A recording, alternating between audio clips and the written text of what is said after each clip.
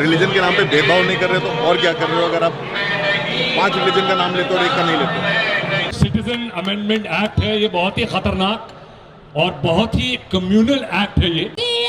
पे हल्ला बोल।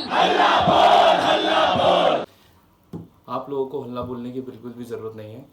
इसके पहले कि हम बात करें कि ये जो प्रोटेस्ट है वो क्यों हो रहे हैं और इसके पीछे का कारण क्या है, हम ये समझते हैं कि सीए होता क्या है। सीए मतलब है सिटीजनशिप अमेंडमेंट एक्ट।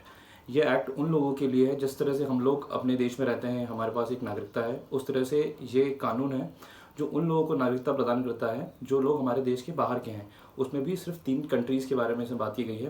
पहला है पाकिस्तान, दूसरा है अफ़गानिस्तान और तीसरा है बांग्लादेश। तो यहाँ पे जो लोग रहते हैं, जहाँ पे जो माइनॉरिटीज़ रहती हैं, ये उनके लिए है, ये उनको सिटीजनशिप देता है।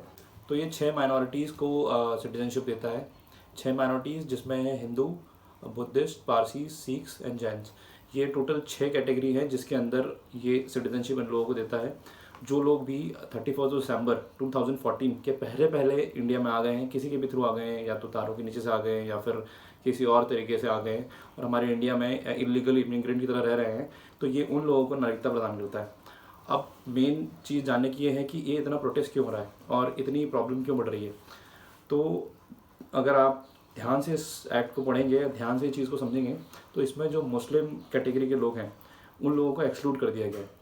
अब उनको एक्सक्लूड क्यों कर दिया गया है? वो इसलिए एक्सक्लूड कर दिया गया है कि आप देखेंगे जो ये 3 कंट्रीज़ जहाँ से ये लोग आ रहे हैं, वो 3 कंट्रीज़ जो है वो इस्लामिक स्टेट है। यानी कि वहाँ पे मेन जो प्रोमिनेंट धर्म है वो इस्लाम है। वहाँ पे इस्लाम कैटेगरी के लोग ज़्यादा हैं।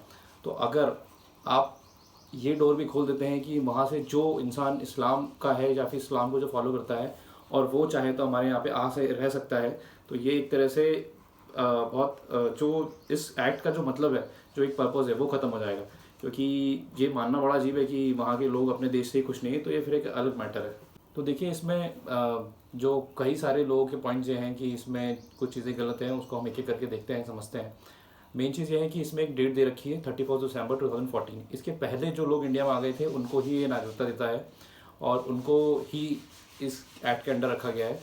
तो देखिए, हम अगर नॉर्मल भी देखा जाए, नॉर्मली भी, तो बहुत सारी चीज़ों की एक पर्टिकुलर डेट होती है। वो डेट किसी कारण से डिसाइड होती है। तो अगर हम ऐसा बोलें कि जो 31 दिसंबर के बाद से, यानी कि 1 जनवरी 2015 से आया है, उसके एक्ट लागू नहीं होता है, तो हमें कहीं ना कहीं कोई डेट तो डिसाइड करनी ही पड़ेगी। ये डेट ये कारण नहीं बन सकता है कि ये एक्ट गलत है। बाकी आप ज़रूर बताइए कमेंट सेक्शन में कि आपको क्या लगता है। Thank you.